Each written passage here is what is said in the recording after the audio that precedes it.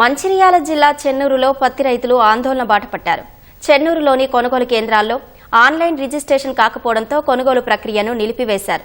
దీంతో ఆగ్రహం వ్యక్తం చేసిన రైతులు వెంటనే కొనుగోలు ప్రక్రియను ప్రారంభించాలని జాతీయ రహదారిపై బైఠాయించి ఆందోళన చేపట్టారు. రైతుల ఆందోళనలతో రహదారిపై భారీగా వాహనాల రాకపోకలు నిలిచిపోయాయి. దీంతో పోలీసులు అక్కడ చేరుకుని ఆందోళన చేస్తున్న వారిని శాంతింపజేసేందుకు ప్రయత్నించగా వారు వినకుండా ఆందోళన కొనసాగించారు. 2 రోజులు బంద్ పెట్టిండ్రు. మిల్లు తెల్లారి స్టార్ట్ అన్నారు. స్టార్ట్ అన్న వాళ్ళే మేము కిరాయి బండ్లు పట్టుకొని పత్తి పట్టుకొని ఇక్కడికి వచ్చినాక అన్ని కొంటా అన్నారు.